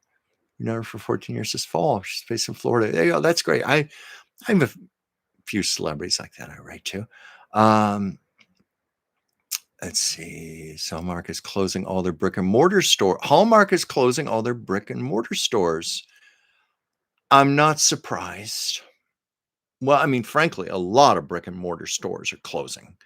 Um, I mean, back in the heyday of the shopping malls in the 70s and 80s, did you ever think a day was going to come where those would shut down? I've seen videos, like on social media, on YouTube, of abandoned shopping malls, like those big ones with like 200 stores in them, completely abandoned. Like there's water leaking into the roof and there's weeds growing through the floor and it's just like a ghost town, and then in some cases they've found ways to reconvert those, like turn them into office spaces or apartment buildings. But yeah, I never thought a day would come. So yeah, a lot of brick and mortar stores are going, but Hallmark, I've often wondered, I'm assuming they've diversified into other things, like Kodak, for example. I'm sure they never thought a day would come where people would not be buying cameras and film and processing. They never thought that day was going to come where we were going to have these and make their product obsolete. And I understand they had to diversify into a lot of other products. Polaroid had to do that. So I'd be curious. I might look up Hallmark later and see what they're doing to survive, if they're surviving.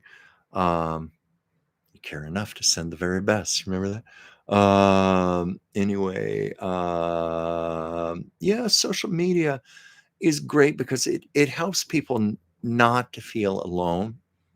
It's kind of a vicarious way. It's virtual, it's vicarious. Sometimes it becomes very real. A few times people will exchange phone numbers and actually start talking on the phone. My case, that person in Indiana I got to meet face to face. I think I've had a few other people that come out to LA and I've met with them in person, gotten to know them better. Uh, let's see, the Heidi Christensen. Hi, I love a beautiful handwritten letter. I have some stashed away from my mom and grandpa. Yeah, you probably heard me talking about my father's love letters. I do have some letters that my mother wrote me after I left for college. I could just never bear to throw things like that away. And I have one of them. Oh my God, how many years ago did she write me this? She put a $10 bill in there and said, go get yourself something nice to eat or something special. To this day, I still have that card in my drawer with that $10 bill in it. And because part of me is one to keep it intact, but I've also thought maybe one day I'll be guided to do something special with that $10 my mother gave me, but it hasn't happened yet. And I'm not going to rush it, whatever it's going to be. But yeah, I know how things like that are special. But it just gives me a little joy when I open that up because there's just something very sweet. My mother's sending me a note with a $10 bill. Now you get yourself something to eat with this, something nice. That's really sweet. And then that brings that all back to me all these years later. Um, what was that word? You could have traveled to Mont Blanc instead of gotten that pen. Yeah. Well, no, I think it was $180 to fix the pen. They had to fly it to Frankfurt and send it back. I wouldn't have gotten a ticket to Germany for that. But I think you mean the mountaintop Mont Blanc. Yeah, but you can't write in a journal with a snowball from Mont Blanc. But I see what you mean by that. Oh, hey, loving my monocle. Yeah, I was telling you, I couldn't find my reading glasses, and this was just a little standby I had on the table here, and maybe I'll use it on Whimsy's show tomorrow, or Whimsy will say, "Chuck, put that ridiculous thing down." Uh, what is this award? I miss my bookstores. I miss my bookstores too. Where I live in my neighborhood, we still have a couple of brick and mortar independent bookstores, and there's also one in downtown LA. It's actually called The Last Bookstore. And it's a sensational bookstore to go to, lots of independent authors and esoteric things. It's one of those places where you can just lose yourself. But I love bookstores very much, and I hope they somehow survive. Um, we even have a couple of Barnes and Nobles here in LA that are still around, but they're becoming few and far between. Um, when Andy, I didn't read the second part of the comment. I don't know what the second part was, Andy. Maybe you can refresh me there. And I got to go in a minute, but if you could let me know, because if I scroll back, I'm not going to find it, and I want to plow through what remains here. But if you could, please just tell me what was the second part of the comment. Let's see here. Darn, this thing jumped on me again. Okay. Yeah, and I miss record stores too. Those are special. I tell you, I'm very much into streaming music just as much as everyone. It's just so easy, the instant gratification. It's so simple to hit a button on your phone and have a song you want or an album. But people are not going to know that special joy of going through the records in the bin, especially when we were kids and we would just save up our allowance money. Like there would be a record out, yes, a vinyl record, which has come back, but I'm talking about when they were originally around. There would be an album, and you'd actually have to save your allowance money up for it. It was such a thrill to go to the store and actually pull that record out and buy it and take it home. We know what that is. Let's see. Try to get through the last 6 comments here. Silence is golden nowadays. That's a great name. Yes, the monocle. And I see the little emoji there. Yes, it is very Mr. Peanut, very Charlie McCarthy, very Colonel Clink. It's kind of cool. It's prescription. But it's also just a cool thing to wear around your neck.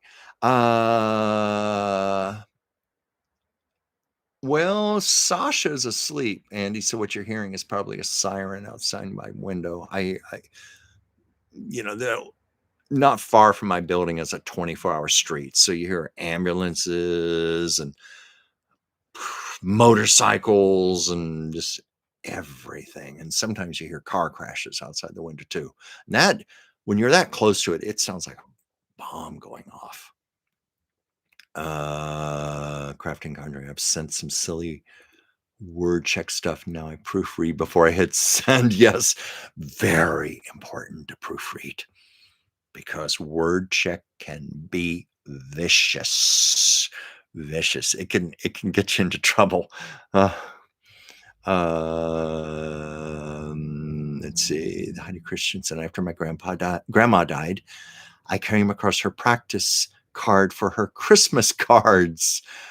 I cried when I saw her beautiful handwriting and knew how hard that was with her arthritic fingers to write. Yeah, you're making me think of Ellen Corby again because, she suffered, a very serious stroke on the Waltons and they had to write it into the show. She was off the show for a while. But when I knew her in the early 90s, she still had limitations. But through Stella, she said that she would get bags of fan mail from all over the world. And Ellen Corby was very old school about answering every piece of fan mail with a handwritten letter. And Stella said that Ellen, it was so hard for her, so hard with her limitations. And sometimes it'd be like 1, 2 in the morning. She'd be crying in frustration. It was so hard for her to write those letters, but she did it. She did it. That was a classy lady. Oh, but I know what that meant to you with your grandmother. What was a Silence is Golden nowadays? Monocle came in handy. Then I need to get one too. Yeah, I don't know where to direct you because I got this thing like 5 years ago. I was telling earlier, it was an ad on Facebook. This person kept advertising every day about the benefits of a monocle and how everybody should have a monocle. Well, I would read those ads. It was the power of persuasion. And after about a month, I thought, I have to have a monocle. I have to do it. Oh, maybe if you go on Amazon or something, you can get them in, fixed prescription strengths, like kind of like over the counter reading glasses. I bet they'd be on Amazon. But it's cool. Let's see. Trying to get to the last of these comments because I've really got to go. Crafting and Conjuring. I love books. I miss my books. They're in storage. I had to put a lot of my books in storage too because when I moved from the last apartment, I had, and I know this literally to be true, I had close to 1,500 books. I had big bookcases, and this apartment was smaller. I had no choice but to downsize. So I donated a lot of those books, but there were just some I loved too much to part with. So I did put them in boxes in storage. I do have some here, but I still have way too many. But I know what you mean. I love books. I love to have them around because I love the energy of books. It's kind of like handwriting. Oh yeah. Joyce, Tower Records. Oh my God. When I used to live in West Hollywood, I lived just off of the Sunset Strip. And I was like, it was just up the hill, like 3 blocks up the hill to Tower Records. I used to walk up there all the time. Oh, I loved it. Oh, so many celebrities used to go there. The Heidi Christensen Tower Records in downtown Seattle was definite date night activity when I was in high school. Oh yeah, and I bet those were fun dates too. I used to go with friends to Tower Records. It was a lot of fun. And let's see, am I almost at the end of the comments here? I don't want to slight people, but I've got to go. It's almost 7:30. It's 7:24. So forgive me for speeding here. Um, well, I guess you could take a half dollar and pretend it's a monocle, but you'd be rather opaque. It'd be hard to see through it. And St. Joyce, you grew up in Tacoma, and it's crafting and conjuring said, Andy, never give up on love. Like I even said to you, don't give up on getting a love letter. It's not over till it's over. Um, let's see. And Heidi Christensen, Joyce, I grew up in Edmonds after my formative years in Wallingford by the the Guild 45. People are talking about their first records, Yellow Submarine. I think some of my first records are like Partridge Family, the Carpenters, things, but Partridge Family. Um, yeah, let's see here. I'm almost at the end because I really do have to go. But crafting and conjuring brings up an important point. There's nothing wrong with solitude, but it's nice to have someone special to share the journey with. Yeah, definitely agree with you there. Um, I for one, I don't mind solitude either. Because you can love yourself, but it is nice to have someone to share that with. And some of us tend to be a little picky about what we want, but then I don't like to settle. I never have liked to settle, and I've been lucky. I've had a bit of love, quite a bit of love in my life, but at the moment, I'm in between. But that's all right because I've got myself, and I've got plenty to be working on right now, and that's like a love affair all to itself. I really mean that. But anyway, who is it said this here? See, silence is golden nowadays. I hope I find love one day. I haven't gotten lucky. Well, and of course, Sydney Will says, I love being single. It gets lonely, but it's how I want it. Um, I mean this. I know it sounds like one of those pat little things like you see in a book of affirmations or something. It sounds mamby-pamby, but I really believe that when you love yourself, truly love yourself first and foremost, that's when you magnetize somebody else because that person is going to mirror that love back to you that you have in yourself. And I have seen that happen for myself. I know it to be true. I've seen it happen for others. So it really is important to be your own best friend, to love yourself first and foremost. And just, and also there's a power in letting go. I think if we're too attached to results, it's like we have our fingers holding on to it so tight that we prevent it from happening. If you just release, let go, trust, love yourself. I've seen it work for me. And I believe it would work for you too. Give it a try. But let's see if I've reached the end of the comments here. And as Sydney Willis said, God, I just can't read today because some reason my contact lens is not letting me read this too well. But Sydney Willis says self-love is so necessary. Crafting and conjuring, absolutely. I think that's a good note to close on. Loving ourselves, and what a great message for Christmas. This time of year, or Hanukkah, whatever your holiday is, or maybe someone who doesn't celebrate either. That's fine too. But just celebrating the love, the peace, the joy of this time of the year, because it's a lovely collective energy to be in. And I just I'm going to just say, I wish you the most beautiful of holidays, whatever it is to be for you, whether it be by yourself, family, friends, your pets. I hope it's magnificent. Um, and I'll be back here next Monday. Joyce, if you're still there, I'll try. I don't want to bother you during the holidays, but I'll get in touch with you about the show next Tuesday because Joyce is going to be the guest on Taco Tuesdays with myself and Dr. Whimsy, and I'm really, really looking forward to it. Um, so I'm going to say goodbye, good night, and bless you all. And just this year, thank you for joining me. Thank you for being so faithful to me and coming here through thick and thin, even days where I can't log on at 5 o'clock and I'm coming on like 5:15 or 5:20. You still show up for me. And so I really want to make that effort to show up for you too. So love you all. I do love you all. And I'll see you next Monday. Same time, same place. Merry Christmas.